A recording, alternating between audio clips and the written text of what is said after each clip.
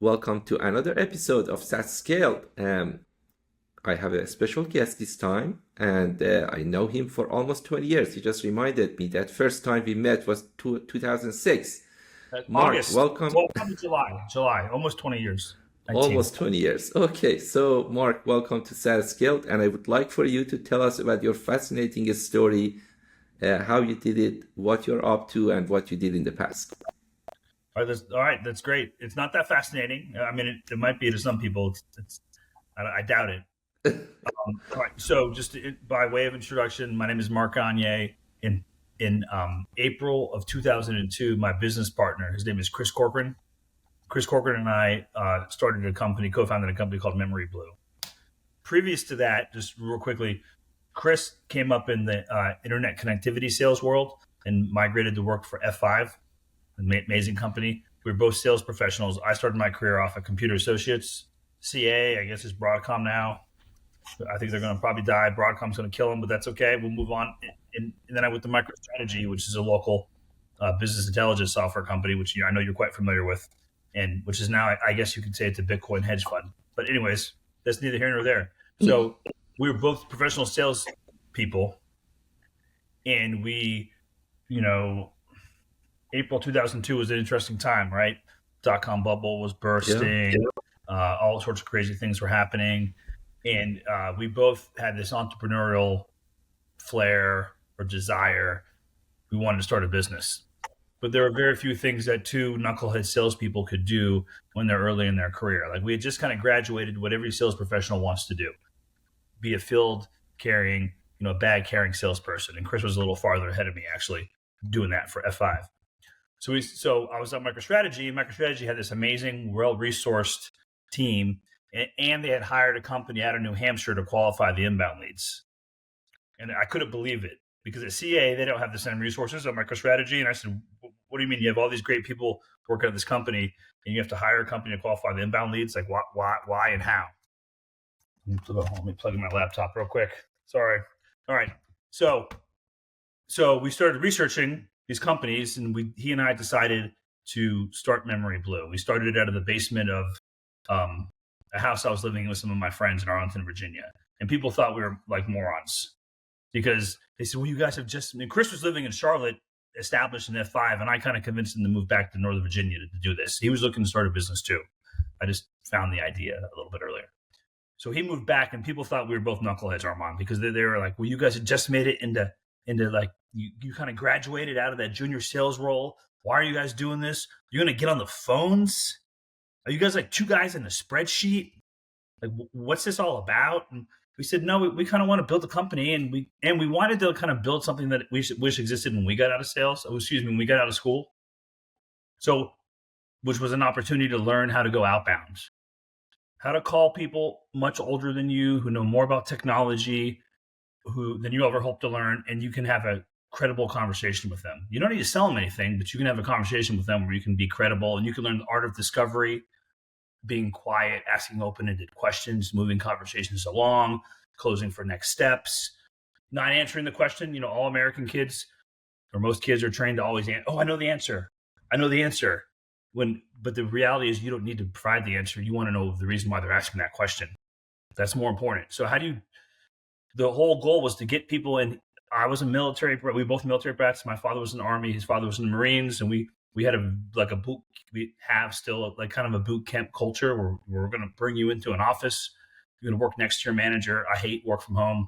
For early stage employees, hate it. I always hated it, even before COVID, because you're not going to learn anything. So over 20 years, we built the company. From 2 people to over 700, from zero in revenue to over 70 million on an annual run rate when we brought in our private equity partner in the summer of 2022. Wow. So we opened up 5 offices in the U.S. Every office was opened by somebody who started as a sales development representative, an SDR, who wanted to stay with the company. But we also had a unique model where if our clients still have it, if our clients want to hire memoryBlue employees, people assign to their campaign, they can pay us a conversion fee. If they like them, they can hire them. And everybody wins that way. So that's a lot. So in modern day, if we fast forward from 2002 to 2022, we went on to acquire a fast-growing international company called Operatics, and we merged the companies into one, which gave us a global reach. Now the CEO of that company is now the president of memoryBlue. Chris and I serve on the board. We're still significant shareholders, and we work up with the company on some key initiatives. And I've moved on to do something else, which we can talk about. But if we want to talk about memoryBlue, certainly let's talk about that too. This is a fascinating story, Mark. I mean, it is fascinating to me because as you said,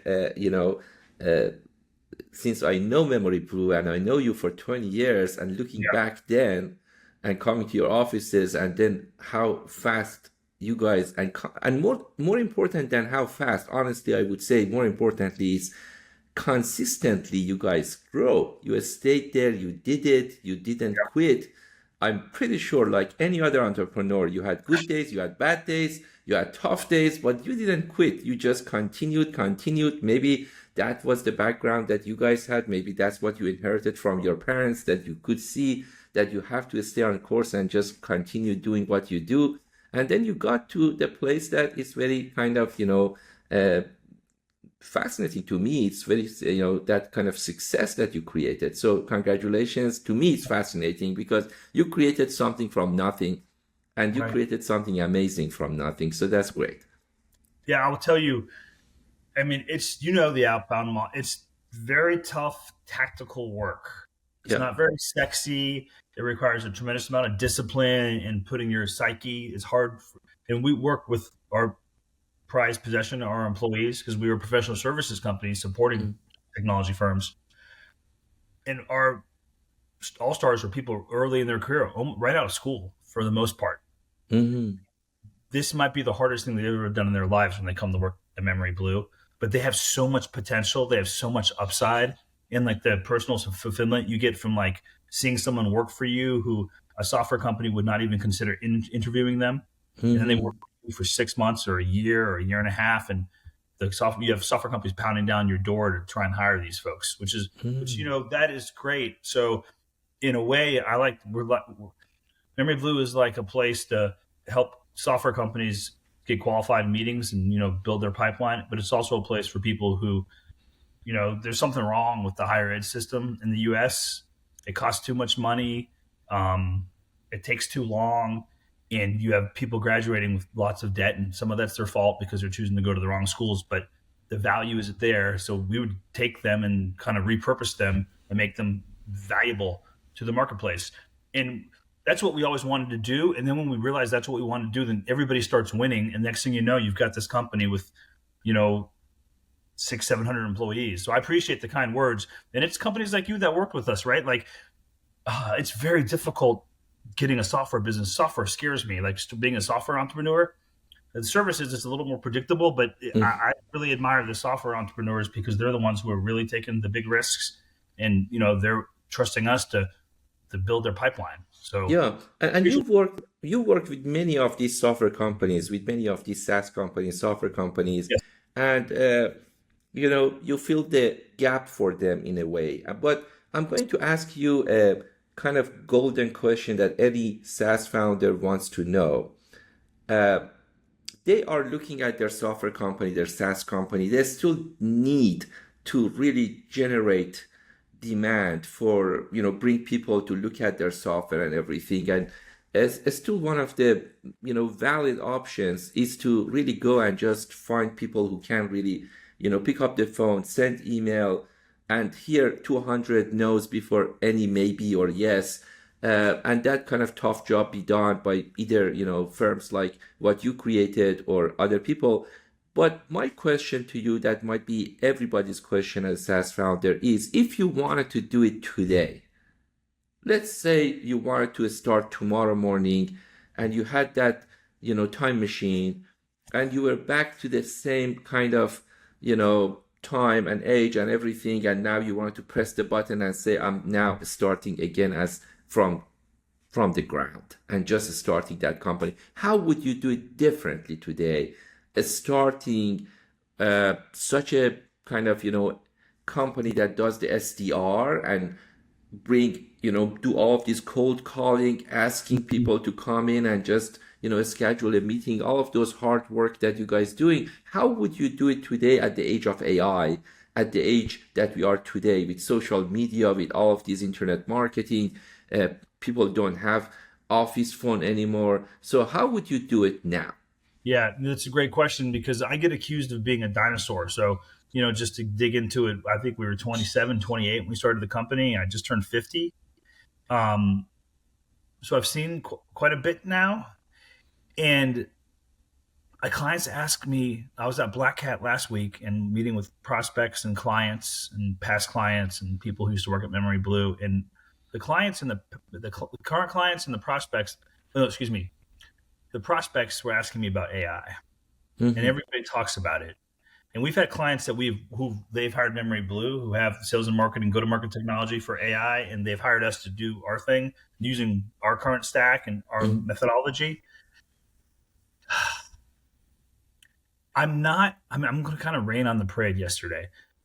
So there's a lot of money being spent in the space, right? There's a company called Clay. I think they raised close to $250 million in the past year. They announced a $100 million round last week. And some of the feedback that they're finally starting to get some negative feedback publicly, at least. I think the AI SDR is not a thing yet. There are companies out there that are funded. I think Andreessen funded one that if you dig into it, it's not ready for it. It's kind of like when I was first in sales at CA in 1998, there was this gentleman who would sell these tapes and books called Cold Calling is Dead. And you got to do this and do that. And it's going to change significantly. And it stayed the same for, 25 years. The list building AI is crushing. So I would certainly buy a tool that has amazing ability to list build. AI is doing an amazing job of that. All these little things you can automate on the go-to-market on the SDR side. Certainly the email writing. I think we all know that now, right? The cadence development and the workflows, all those things can be done better and more quickly. But I'm still not sure, if you get if you just get the right person in the role, I think that person would do just as good as an average person with the tools. So everybody says, well, you can't find amazing people all the time. I said, you can train them and you can do a better job of searching for them and you can probably pay them a little bit more money. So there are definitely AI tools that I would use, particularly in the very front end of the cycle, to automate the process and give the SDR better ammunition. However, there are no shortcuts like these. I don't think there are. And I'm talking to clients, and it sounds self-serving when I say that. Go ahead and try it. Try the AI SDR if you want. Try these tools. But a lot of it looks like to me, particularly on the email side, that companies are like, okay, I'm going to use this tool. It's going to enrich all my data, build me a great workflow, and I'm going to email 10,000 people 3 times over the next 3 months. What are you going to do after that? So in a way, if I understand you correctly, you say if I wanted to start the company, I would do it in the old fashioned again today if I wanted to start now. Certain piece of it, yes. I mean, you alluded to it though, right? It's impossible to get people on the phone. There are no desk phones, right? I mean, I'm not a moron. I'm not going to say that that's not possible, but I will say it's like going to the gym. Everybody has a gym membership. And if you go to the gym that's $10 a month or the gym that's $300 a month, what really matters is what do you do when you go into that gym? Do you have the high end treadmills and or do you just have a stack of dumbbells? And you referred to it earlier. It's the consistency and the discipline which you put into it. I still think it's a people problem. It's a leadership problem. It's a training problem, and it's a compensation problem. I think you address those 3 before you worry about how AI is going to change my pipeline. I mean, I think some of it's distraction, honestly. Not all of it. I mean, I know you called me old fashioned, and I called myself a dinosaur. I'm not an idiot. We have a very sophisticated stack at memoryBlue. We spend a lot of money on it.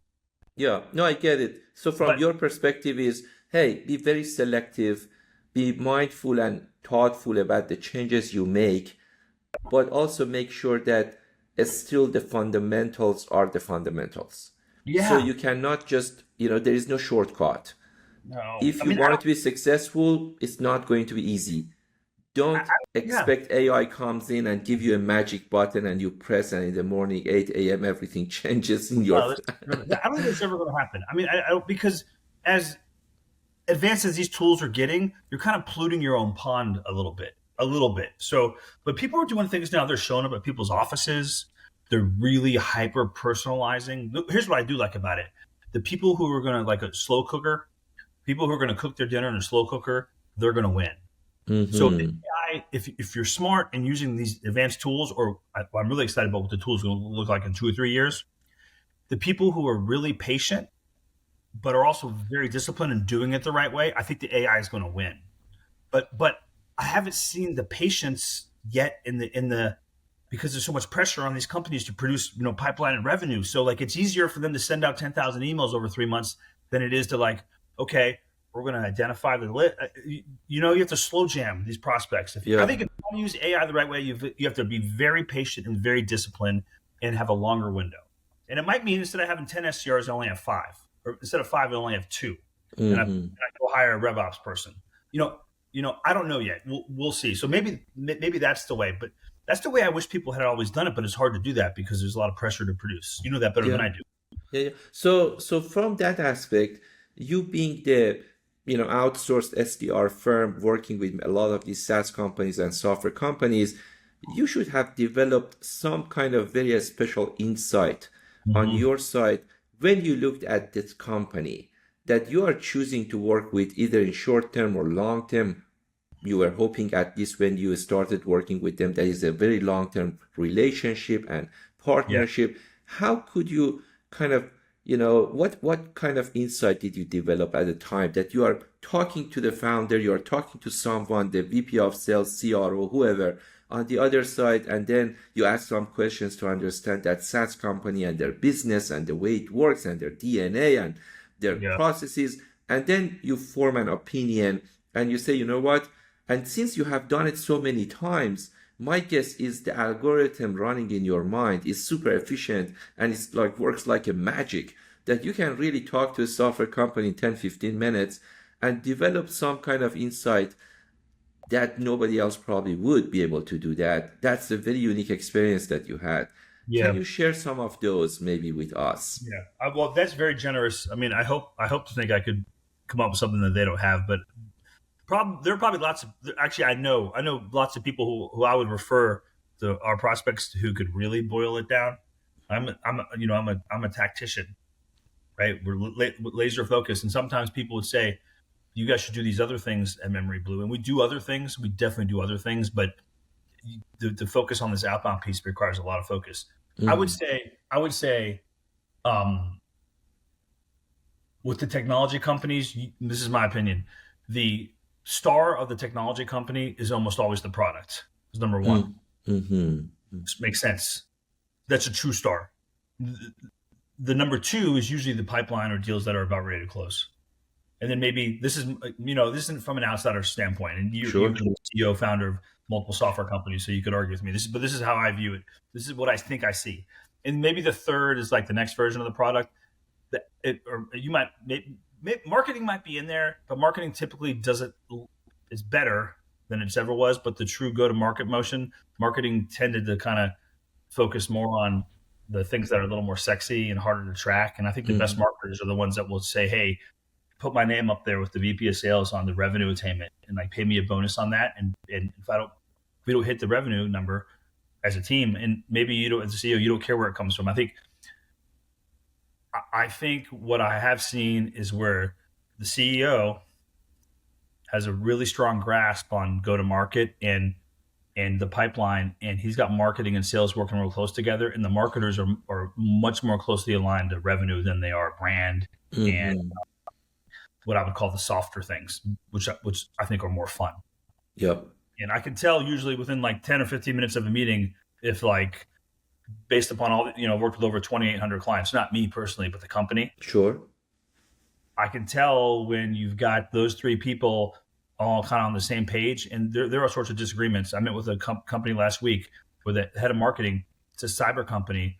The marketing leader has been part of 3 exits with the technical founders, and the head of marketing was upset because they're doing POCs and they're getting their asses kicked because the product's not ready for prime time yet. They're building the product as they're doing the POCs, and the head of marketing wants them to go down market to mid market and say, hey, the environments aren't as complex. And I could see this conversation going on, and no one was taking it personal, and people were being very clear. And when you have that sort of relationship at the top, whether you hire me or do it yourself in house, you're going to find success, right? Whether you hire a competitor of mine, but I think it's kind of rare you have that, and that's the burden, the responsibility of a CEO. But in 15 minutes to me, I'm like, oh, I want to work with these guys. These guys are going to like figure it out. Versus a lot of times, maybe the VP of sales is a mercenary, or maybe the marketing person is an ad hoc marketing person, and they have like 4 clients. Yeah. At the same time. So where are you in their priority of things if they have 4, so. No, this is fantastic kind of, analysis and insight, because essentially, if I wanted to summarize what you said, you say, if you are a software company and product company, make sure you have a great product, because that's what you are selling. Yeah. The bad product makes you fail. The great product still doesn't make you successful. That's not enough by itself. But make sure first that you have a great product. Number 2, then you are at the point that you need to have happy customers. That's great asset. Now, if you have a great product and you have happy customers, the third comes with that harmony that you have to create, and the very truthful conversation, communication, very constructive communication, harmony between your revenue team leaders, because they are over there trying to sell, trying to serve customers. And if the sales, revenue, marketing, CX, whatever you name it, depending on the company side, whoever is customer facing, if they are not really working with each other in a very constructive way, that will be translated to, the price that customers and product and everybody else has to pay. And your efforts is going not to be as effective and as efficient that you may think. So you're absolutely right. As a CEO leader of a SaaS company, that person needs to be, the orchestral leader, essentially kind of, the whole orchestra in front of him or her. And that person needs to make sure that everybody is playing in harmony, in a very harmonious way. And then everything plays very nicely and it sounds nice and it works very well. So no, that's great. That's a great insight. And that's what you wanted to get in that meeting. When you go there, you ask a question to make sure the product is real. They have some good customers. And also the team is the team that they can solve the problems rather than just be, maybe yes man, or maybe not really be real, sitting there and making good decisions. So that's the cultural piece, right? How it's okay to have some conflict between your head of revenue and your head of marketing. I think I would actually encourage it. I would just try to get the marketing person a little bit more on the side of the revenue. Yep. No, that's fantastic. I'm going to ask you a fun question, totally irrelevant. These are all fun questions. This is a kind of, I like traveling, and I travel, and I have seen you traveling sometimes. I met you even last time in the conference in the Bay Area, if you remember. Kathy and I were there, and we ran into each other in that conference. So amongst all of the cities that you have traveled so far, which city would you like to go, and when would be that 2-week time period that you would choose to go there? You mean like for fun, for leisure? Yeah, absolutely. For in fun. the US or overseas? Anywhere you like. No, in the world, anywhere. Man. You can choose any 2 weeks, any time of the year, and say, at this time of the year for 2 weeks, I will choose this city to go there because I loved it so much last time we were there. Purely personal? Yeah. I mean, I used to live in Germany. I mean, I like Germany, but the U.S. is my favorite country in the world, period, right? Sure. However, I lived in Germany growing up, and I'm a big fan of soccer or, European football.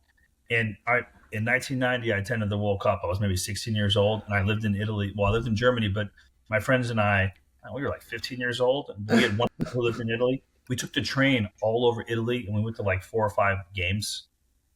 I would like to be in either in South America or Europe during the World Cup, and just taking the public transportation, not driving trains to the cities to watch the host nations play. Oh, because fantastic. I think that's it. Soccer is a global sport. You have every culture, almost every country. So I like experiencing that, where to me, it blows my mind that, it's all the same people. Yeah. They're all watching the same sport, the same rules, and there'll be people, the good fans get along with each other, even though they're they want desperately their team to lose. So that's not answer your question, but the next World Cup is in the U.S., so I'm going to go to that one, but in Mexico. So maybe it would be amazing to go see Mexico play in Mexico. That's great. No, yeah. I can definitely resonate with what you said, because my cousin's husband, he's so dedicated to soccer. He's a very successful architect, and he has, he's taking some of these very serious kind of very good sized kind of projects. But during the soccer time, he just tells everyone at the very start of the project that when a soccer team is playing, that is my favorite team. I have to go, and everything will be kind of, I'm not going to show up at work. I have to go there and just watch the game. And there is another person that I know in Washington, D.C. actually, and he was raised in the UK.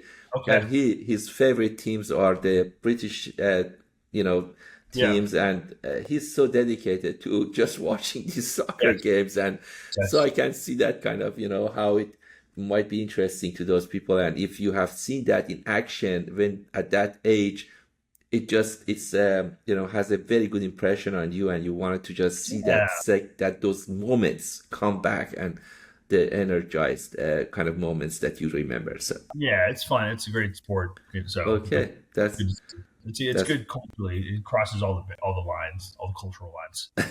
That's great.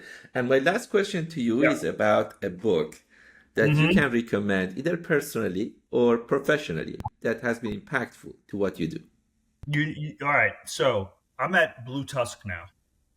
Sure. So Chris Corcoran and I are still working with memoryBlue, and very much want it to be as successful as it can possibly be. But he and I have also started an incubator called Blue Tusk Partners, where he and I are looking for 1 to 4 operators that we want to invest in, and grow a business. And it doesn't need to be a software business. It could be a boring business.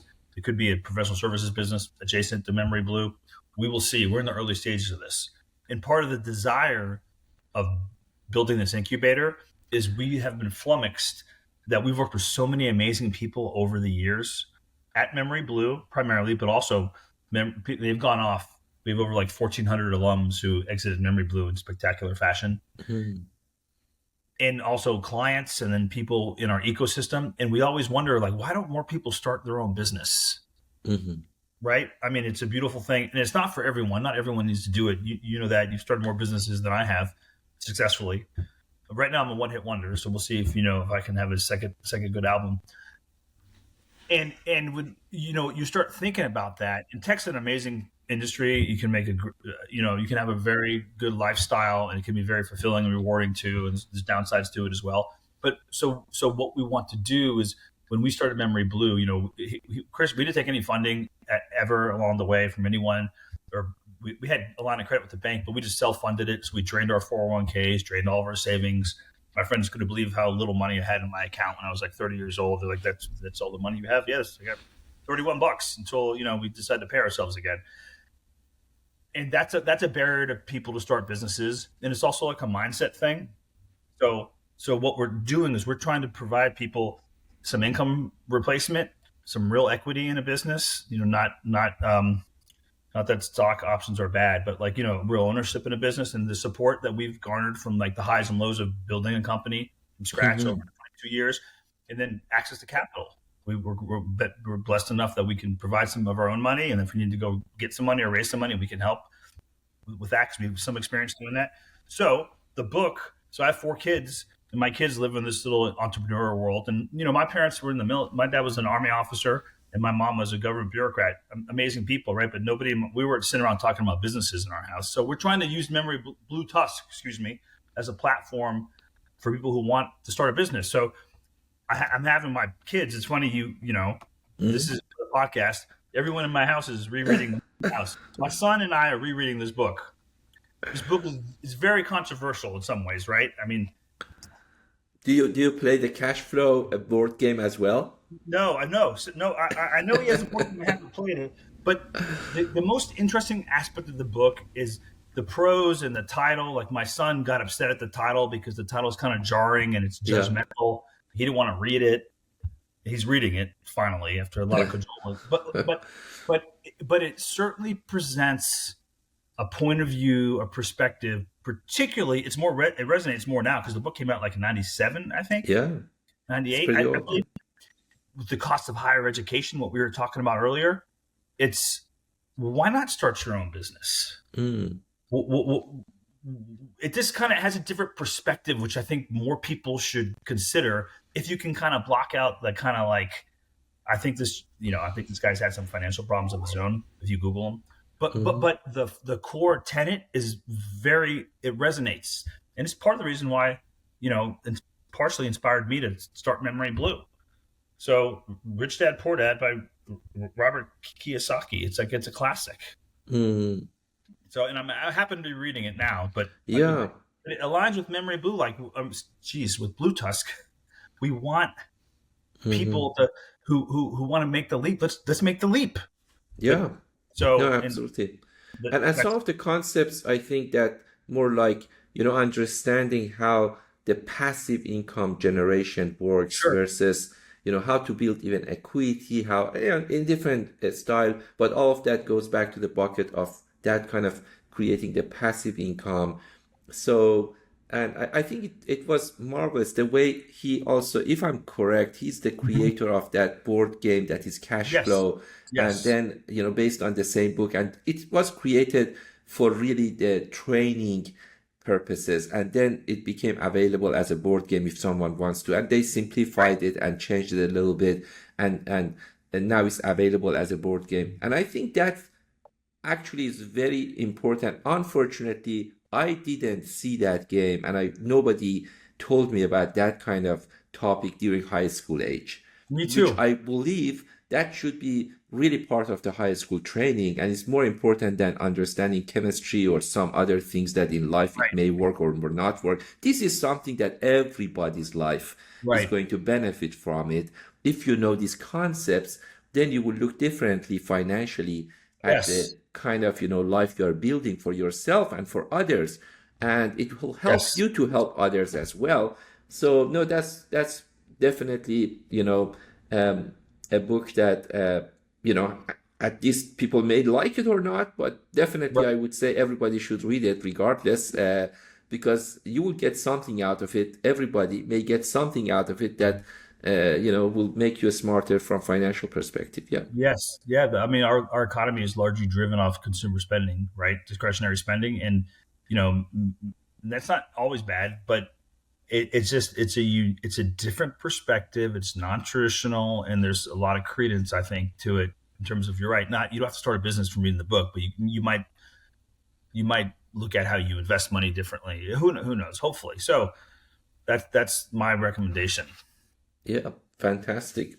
Thank you very much, Mark. I'm so happy I had this chance to speak with you and reconnect. And as always, we had such a great discussion, and we will keep in touch. Definitely. Absolutely. I will ping you back, and who knows, maybe next year I ping you again and say we wanted to get some updates about really your new firm now and what is the Blue Tusk partners doing at the moment, and get some updates and go from there. So super. Hopefully we have some good updates. We'll see. I don't want to will be. No, it will be definitely. Knowing you, it will be, sure. All right. Okay, fantastic. Thank you.